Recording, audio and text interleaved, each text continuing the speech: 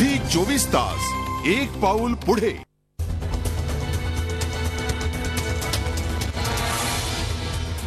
भारतीय जनता पक्षाचे राष्ट्रीय अध्यक्ष श्री नितीन गडकरी आज माझ्याबरोबर आहेत। गेले 2 वर्षात त्यांनी साधारणतः महाराष्ट्रातल्या कोणत्याही चॅनलला मुलाखत दिलेली नव्हती। आज 2 वर्षानंतर झी 24 तासवर हा योग जुळून येतोय। नितीनजी, आपलं स्वागत। नमस्कार। सूरजकुंडला आता भारतीय जनता पक्षाचं अधिवेशन झालं।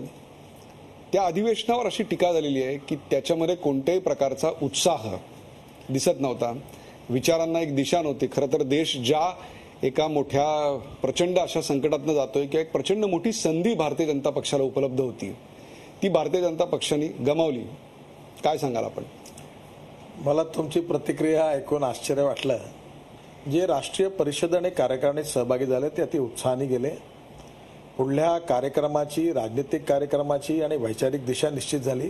संघटनात्मक दृष्ट्या यावर्षी पहिल्यांदाच भारतीय जनता पार्टीची सदस्यता सर्व ठिकाणी दुप्पट होते। दुप्पट म्हणजे यामध्ये सगळीकडे संघटनात्मक आणि राजनीतिक विस्तारामध्ये फार मोठ्या प्रमाणावर फरक पडलेला आहे आणि सगळीकडे देशात भारतीय जनता पार्टीचे कार्यकर्ते उत्साहाने काम करत आहेत। त्यामुळे मला असा विश्वास आहे की तुमची जी प्रतिक्रिया आहे ही नक्कीच कदाचित चुकीची माहिती असेल अशी स्थिती नाही। पण मला सांगा, इतक्या प्रचंड मोठ्या प्रमाणात देशात भ्रष्टाचाराची प्रकरणं बाहेर येतात, प्रत्येक राज्यात बाहेर येतात, त्याच्याविरुद्ध एक प्रचंड आंदोलन किंवा त्याच्याविरुद्ध एक प्रचंड रणशिंग तिकडे काहीतरी फुंकलं जाईल अशी अपेक्षा होती, परंतु कोणत्याही प्रकारची ब्रेकिंग न्यूज त्याच्यातनं आली नाही। कार्यक्रमाची घोषणा ती राष्ट्रीय कार्यकारिणीची बैठक झाल्यानंतर विशेषतः समारोपाच्या वेळी मी स्वतः केली की कोणते कार्यक्रम करणार आहे आणि त्याची घोषणा तारीखवार नंतर झाली।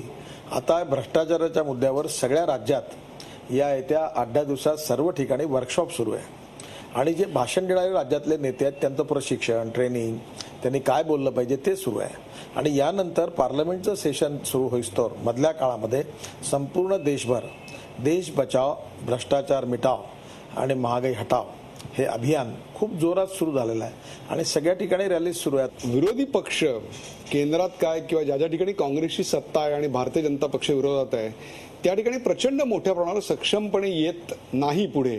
त्यामुळेच कदाचित प्रादेशिक पक्ष त्यांचा प्रभाव दाखवू शकतायत, त्यांची अस्मिता जोपासू शकतायत। तुम्ही बघा, काँग्रेस शासित राज्यामध्ये आज महाराष्ट्रामध्ये भारतीय जनता पार्टी आणि शिवसेना युती या ठिकाणी काम करते। एक गोष्ट खरी आहे की दक्षिणेमध्ये कर्नाटक वगळल्यास केरळ, आंध्र, तामिळनाडू या तिन्ही राज्यामध्ये आमचा प्रभाव जेवढा पाहिजे तेवढा नाही आहे आणि त्यामुळे त्या ठिकाणी तिन्ही ठिकाणी सध्या रिजनल पक्ष जे आहेत ते जोरात आहेत। पण तुम्ही बघा, पंजाब आज भारतीय जनता राज्य आहे, तिथे एकदम चांगलं वातावरण आहे। हिमाचल प्रदेशमध्ये आमचं राज्य आहे, पण हरियाणामध्ये आत्ता परवाच आम्ही जी बैठक घेतली त्या ठिकाणी फरीदाबादला जी रॅली झाली, अभूतपूर्व ऐतिहासिक रॅली झाली। त्यामुळे हरियाणामध्ये आमचा पक्ष सत्तेने पुढे उभा आहे। दुसरं, पार्लमेंटमध्ये 2G स्पेक्ट्रम असेल, काळ्या पैशाचा विषय असेल किंवा आता कोलगेटचा प्रकरण असेल, हे सगळे प्रकरण बाहेर काढण्याचं काम कोणी केलं? पार्लमेंटच्या बाहेर आणि पार्लमेंटच्या आतमध्ये या सर्व विषयावर भारतीय जनता पार्टीने प्रभावी भूमिका घेतली। मी माझ्या या काळामध्ये 3 वेळा भारत बंद यशस्वी झालाय। त्यामुळे मला असं वाटतं की लोकशाहीच्या मार्गाने भारतीय जनता पार्टीने भ्रष्टाचाराचे सगळे विषय खणून काढले, त्याविरुद्ध संघर्ष केला आणि जनतेच्या बरोबरीने भारत बंदसारखे यशस्वी कार्यक्रम केले आणि निश्चितपणे या बाबतीत भारतीय जनता पार्टी अतिशय ॲग्रेसिव्हली पुढे आली आहे आणि आम्ही सर्वदूर यावर संघर्ष करतो। काल मी होतो वडस्याला, देसाईगंजला, 35 ते 40 हजार शेतकऱ्यांची रॅली झाली। गावागावामध्ये महागाई, भ्रष्टाचार, काळा पैसा या सगळ्या विषयावर आम्ही आंदोलन करतोय। महाराष्ट्रात देखील सिंचनाचा घोटाळा कोणी काढला? देवेंद्र फडणवीसनीच काढला, किरीट सोमय्यांनी काढला।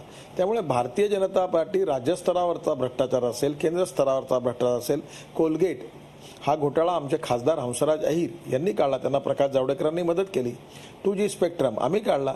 कॉमनवेल्थ गेममध्ये मिस मुंबईमध्ये राहुल गांधींच्या मित्र कोण आहेत, काय त्या सगळ्या कंपनीचे रेकॉर्ड देऊन मी इथून आरोप केले होते आणि मला असं वाटतं की हे सगळं भ्रष्टाचार बाहेर काढायचं काम अतिशय प्रभावीपणे आम्ही केलेलं आहे आणि निश्चितपणे भारतीय जनता पार्टीला या संदर्भामध्ये देशामध्ये फार मोठं समर्थन पण मिळालेलं आहे आणि याचा अनुमान तुम्हाला तेव्हाच काढता येईल जेव्हा लोकसभेच्या निवडणुका होतील आणि त्याच वेळी तुम्हाला लक्षात येईल की यातून किती काम झालं आहे. पण नितीनजी मला तुम्ही सांगा की महाराष्ट्रापुरतं जर बोलायचं झालं तर सातत्यानं भारतीय जनता पक्षाची अशी भूमिका राहिलेली आहे की उद्धव आणि राज ठाकरे यांनी एकत्र यावं, त्यांच्याबरोबर भीमशक्ती असावी आणि मग त्यांच्याबरोबर आम्ही असू आणि मग अशा प्रकारे कुठेतरी सत्ता येईल.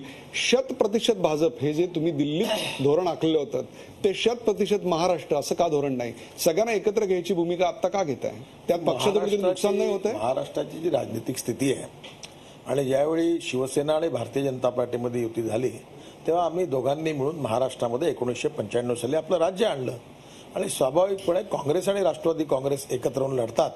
त्यामुळे महाराष्ट्रात भारतीय जनता पार्टी आणि शिवसेना म्हणून लढवण्याचं आम्ही ठरवलं. राजकारणापेक्षाही पण मला रामदास आठवलेंचा आमच्याबरोबरचा सहयोग महत्त्वाचा वाटतो सामाजिकदृष्ट्या. कारण भारतीय जनता पार्टी आणि शिवसेना ही दलित विरोधी आहे, अल्पसंख्याक विरोधी आहे असा अपप्रचार काँग्रेस पार्टी करत होती. त्यामुळे सामाजिक सद्भाव आणि सामाजिक ऐक्याच्या दृष्टीने रामदास आठवले आमच्याबरोबर आलेत ही पण चांगली गोष्ट झाली. राहिला प्रश्न राज ठाकरेंचा, असं आहे राजकारण काही हो पण शिवसेना प्रमुख बाळासाहेब ठाकरे यांनी राज ठाकरेंवरही प्रेम केलं आणि उद्धव ठाकरेंवरही प्रेम केलं आणि त्यांचा सगळा परिवार जर एक झाला आणि ते पुन्हा एकत्र आले तर माझ्यासारख्या भारतीय जनता पार्टीच्या एका कार्यकर्त्याला याकरता आनंद होईल की बाळासाहेबांनी ज्या विचाराकरता संघर्ष केला आणि ज्याकरता बाळासाहेबांनी आपलं जीवन महाराष्ट्राला दिलं त्यांच्या डोळ्यासमोर ही दोघं जर एकत्र आलीत तर राजकारणापेक्षाही पण मनाला आनंद देणारी ही मोठी घटना आहे. आणि मी तुम्हाला एक प्रत्येक गोष्ट राजकारणाच्या चष्म्यातून बघू नये, मी तर बघत नाही.